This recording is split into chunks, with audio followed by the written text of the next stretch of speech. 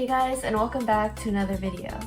I hear your guys' raging concerns and suggestions, and today I'm gonna put them all to sleep by finally adding a round system. And a lot of other big updates that'll basically complete my game. If you're new to the channel, for the past few weeks, I've been working on a Spleef game as my first Roblox game. If you didn't watch the first two videos, that's totally fine, and you'll definitely understand everything that's going on in this one. But you should watch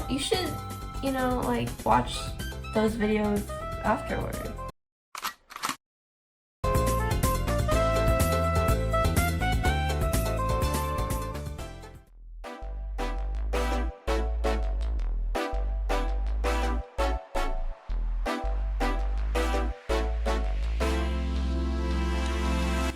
One of the most important elements of a game is the way that it actually looks, and more specifically, the maps. So far, I only have one map for my first video, that's a super basic blue tile one, so I decided to make two more, a beach and a winter map. By the way, before I let you guys enjoy the speed build, I would like to clarify that it's probably not exactly 100 days, but since it's been about 3 or 4 months since my last video and I didn't work on the game every single day, it should be somewhere around there. Also, if I sound kind of weird, it's because I'm sick, so sorry about that.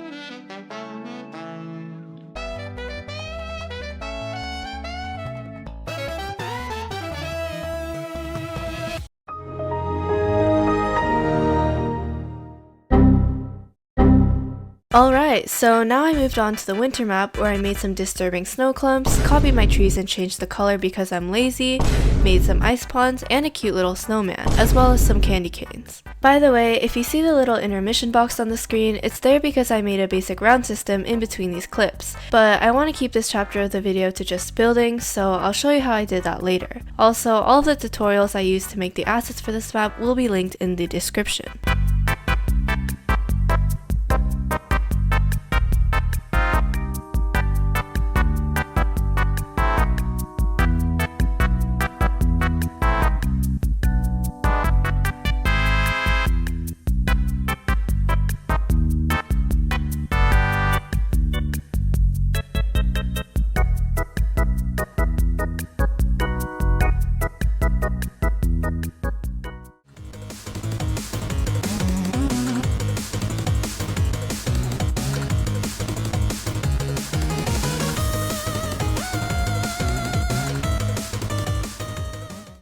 As I'm recording this voiceover having finished the game, I can now confidently say that making this round system was definitely one of the most miserable and excruciating experiences I've ever gone through in my entire life.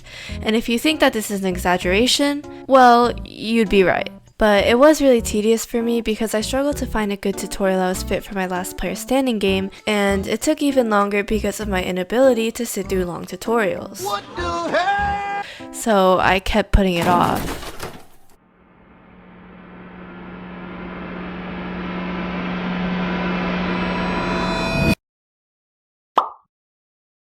And that's what motivated me to actually get this done.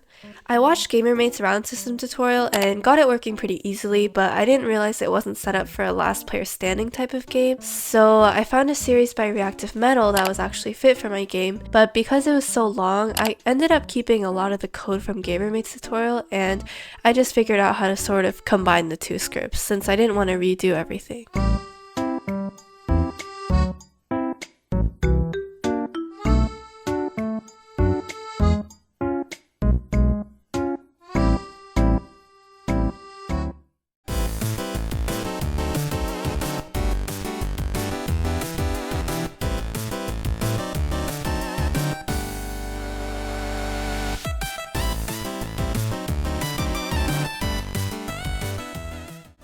GUI, or Graphical User Interface, is another large part of game development. Essentially, it's the elements on your screen such as play buttons or settings menus that you can use and interact with. For my game, I wanted a shop, a settings menu, and some currencies. Initially, I tried to make them on my own, but it clearly did not turn out very pretty, so I followed a tutorial by Kincaid, which used a website called Pixlr E, which is actually one of the things I use to make thumbnails.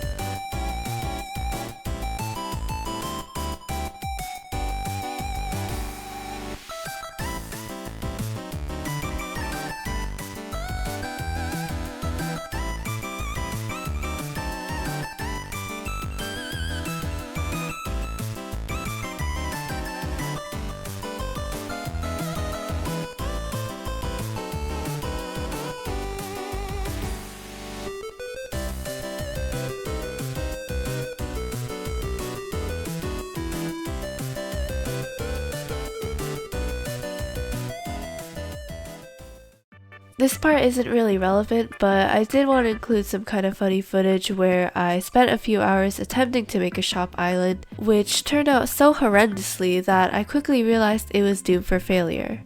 Also, I just realized that I never specified what the shop would be for, and if you're wondering, it's gonna be for trails.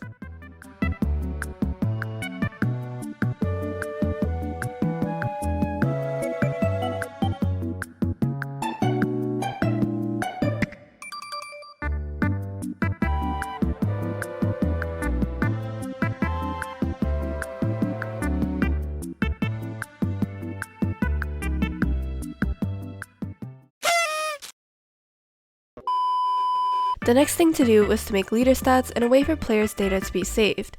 So as you can see here, we have the coins, gems, and wins variables. They will be displayed under the in-game leaderboard, which is over here. There's also an own trails folder, which I'll be talking about in the later section of this video where we talk about the trail shop system. But basically all this script does is create a blank set of stats here for the player's first time playing. It saves these numbers when the player either leaves or the server shuts down, which is here under the bind to close function. And it also fetches the player's numbers again upon rejoining the game and checking that they already have played this game before. Once the leader stats were set up, I wrote a script to connect it to the on-screen GUI so that you could see when your stats changed. I also edited the round script so that the winner would be awarded with some coins.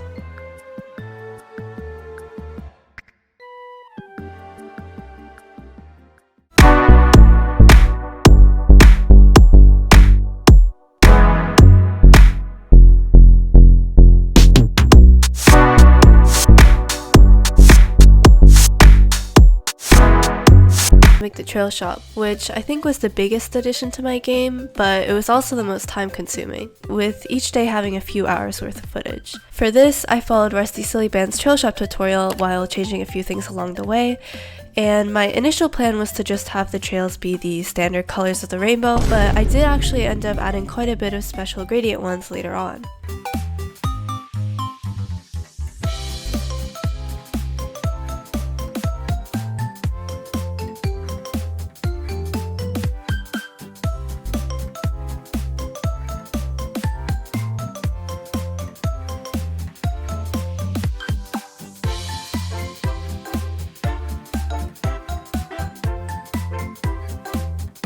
My next task was figuring out how to save the trails like I did with the data earlier, but this was way harder than I thought, maybe because there was so little help about it, and on the few dev forum posts that there were, I genuinely scrounged through them for hours but just could not figure out how to do it. I ended up leaving the scripts unfinished and asked Everydale who's a mod on my Discord server that's good at scripting, to help figure it out, and he got it working pretty quickly.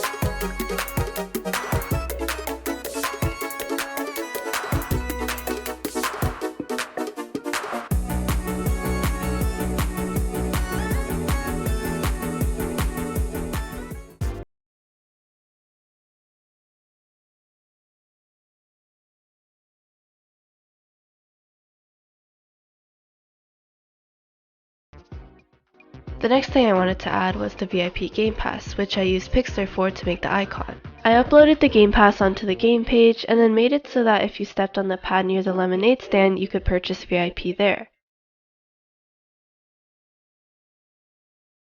After that, I watched a tutorial by Floppy Fish to make Game Pass only chat tags, and I set one up for the VIP.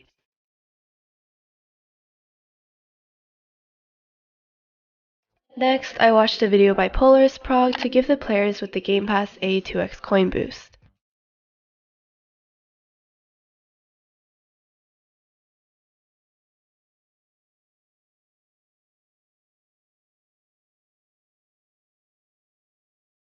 For fun, I also made a boombox Game Pass so that you can blast annoying music in-game.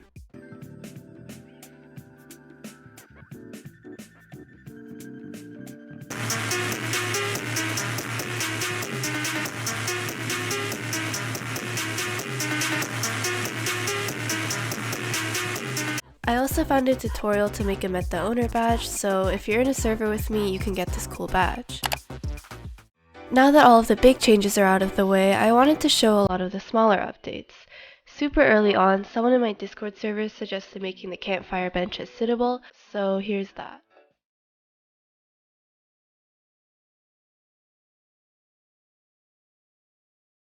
I also added a donation board, and when I accidentally published the game to my profile a little early, someone actually got into it and donated, so that was a nice surprise. Thank you, Sky the Cool. And along with the donation board, I also made some leaderboards.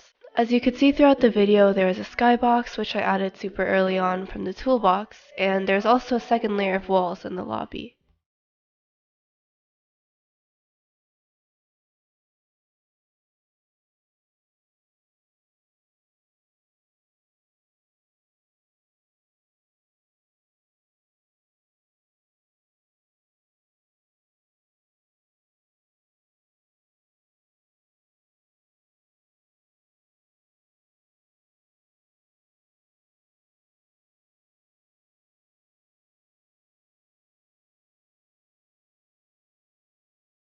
And lastly, the UI was kind of messed up and I couldn't figure out how to get it fixed, so I asked another programmer on my server CS to help and he got it working.